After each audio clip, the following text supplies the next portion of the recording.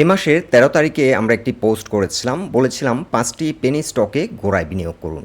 এই পোস্টটিতে আলোচনা করেছিলাম গ্রামীণ টু, মালিক স্পিনিং, কর্ণফুলী ইন্স্যুরেন্স, ই জেনারেশন এবং ডিভিএইচ। থাম্বনেল ছিল ছোট মরিচে ঝাল বেশি।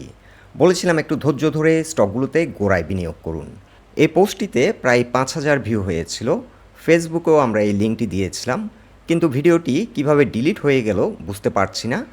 এই পোস্টটি আসলে আমরা ডিলিট করিনি, ভুলে চাপ পড়ে ডিলিট হয়েছে কিনা, নাকি আমাদের চ্যানেলটি হ্যাক হয়েছে সেই বিষয়টি নিয়ে আসলে চিন্তা করছি।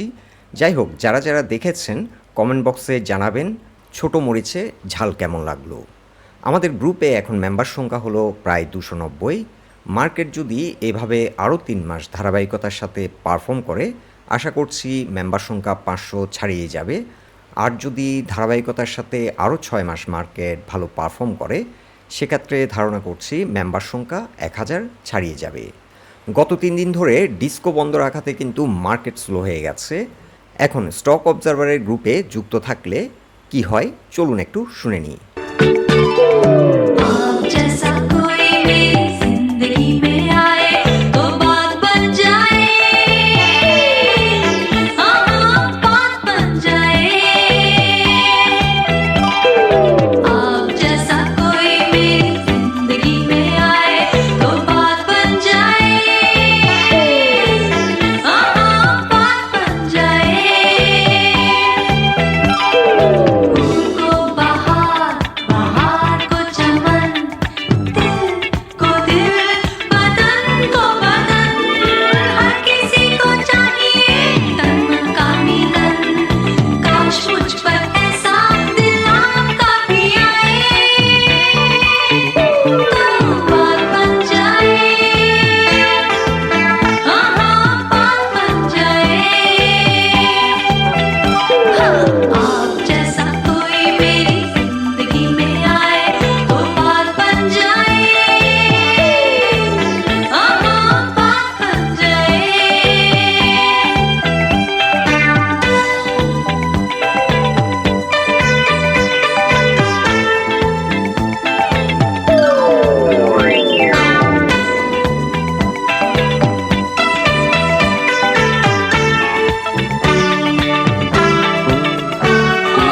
आप जैसा कोई मेरी जिंदगी में आए तो बात बन जाए। हाँ हाँ, बात बन जाए। শুধু বাদ কেন, লাইভ ভি বান যায়। লাইভ হয়ে যাবে, ওই যে বলেছিলাম সিঙ্গাপুর, সিঙ্গাপুর হয়ে যাবে। বাংলাদেশে এখন ইনকাম হলো সোমালিয়ার মতো, আর খরচ হচ্ছে আমেরিকার মতো।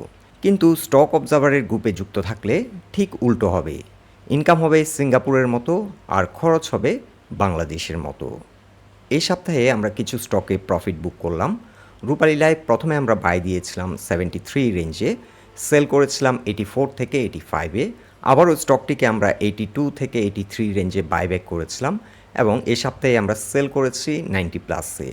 পিটিএল আমরা সেল করেছি 49 লেভেলে। পিটিএল সেল করে আমরা একটি স্ট্র্যাটেজিক ইনভেস্টমেন্ট করলাম। একটি স্টকে 3 মাসের জন্য আমরা ইনভেস্ট করেছি। স্টকটি আজ ভালো করলো। একই সাথে আমরা কর্ণফুলী ইন্স্যুরেন্স অ্যাভারেজ সেল করেছি 33 লেভেলে। আমাদের বাই প্রাইস ছিল 27+। ডিভিএচে আমাদের এন্ট্রি ছিল 33+।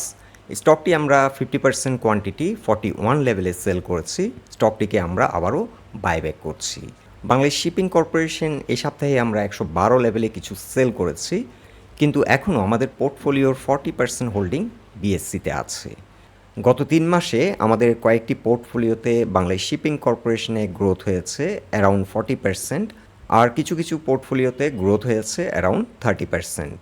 আজকে আমরা আরও একটি স্টকে প্রফিট বুক করেছি, সেটি হচ্ছে ইস্টার্ন হাউজিং। ইস্টার্ন হাউজিং আমরা আজকে সেল দিয়েছি 83 লেভেলে। এই স্টকটিতেও আমাদের গত 1 মাসে গ্রোথ হয়েছে অ্যারাউন্ড 15%। দেখুন, এই সপ্তাহের এই স্লো মার্কেটেও আমাদের প্রফিট হচ্ছে এবং আমাদের কয়েকটি স্টক ভালো করছে। আমাদের আরও কয়েকটি স্টক এখন ভালো করছে, যেমন মালিক স্পিনিং। মালিক স্পিনিং গত 2 দিন ধরে ভালো মোমেন্টাম পেয়েছে। গ্রুপে আমি এই স্টকটিতে নতুন করে বাই সিগন্যাল দিয়েছি 24.3-তে। তবে ইউটিউবে এই সবগুলো স্টক সম্পর্কে আমি আপনাদের জানিয়েছিলাম। কে কে প্রফিট করেছেন আমাদের অবশ্যই কমেন্ট বক্সে জানাবেন। এখন আমরা সংক্ষেপে মার্কেট রিভিউ করছি। আজকের দিন শেষে মার্কেট ক্লোজ হলো 5,352 পয়েন্টে। মার্কেটের জন্য এখন একটি স্ট্রং সাপোর্ট হচ্ছে 5,215।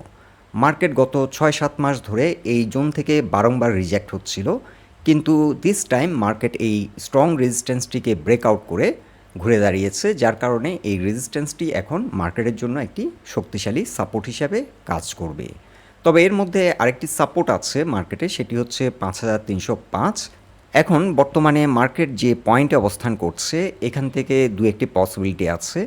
একটি পসিবিলিটি হচ্ছে মার্কেট হয়তো অ্যাগ্রেসিভ প্রাইস অ্যাকশনের মাধ্যমে 5,660 পর্যন্ত প্রাইস অ্যাকশন করতে পারে। আমরা অলরেডি এই টার্গেটটি আপনাদের দিয়েছি। দ্বিতীয় পসিবিলিটি হচ্ছে মার্কেটের জন্য এখন একটি রেজিস্ট্যান্স হচ্ছে 5,392। আমরা অলরেডি সেদিন মেনশন করেছিলাম এখান থেকে মার্কেট কারেকশন হতে পারে। মার্কেট যে পয়েন্ট থেকে রিজেক্ট হয়েছে 5,392, এই পয়েন্টটিকে যদি আমরা শর্ট টার্মে থার্ড ওয়েভ হিসেবে কাউন্ট করি, তাহলে এখন যদি ফোর্থ ওয়েভ ABC প্যাটার্নে কারেকশন হয়, সেক্ষেত্রে মার্কেট কিন্তু ফার্দার আবারও কারেকশনে পড়তে পারে এবং মার্কেট আপ টু 5,250 পর্যন্ত কারেকশন হতে পারে। আরও একটি পসিবিলিটি আমরা যেটা লক্ষ্য করছি, এখানে একটা কাপ প্যাটার্ন ক্রিয়েট হচ্ছে এবং এই প্যাটার্নটি হবে টিল্টেড কাপ প্যাটার্ন। যদি এই কাপের যে হ্যান্ডেলটি যদি কমপ্লিট হয় এবং এটি রেজিস্ট্যান্স ফেস করবে 5,430 লেভেলে, এবং এই হ্যান্ডেলটি যদি ক্রিয়েট হয় 5,430 লেভেলে, যদি মার্কেট একটা ব্রেকআউট দেয়, সেক্ষেত্রে মার্কেটে কিন্তু আমরা আবারও একটা অ্যাগ্রেসিভ প্রাইস অ্যাকশন দেখতে পাবো।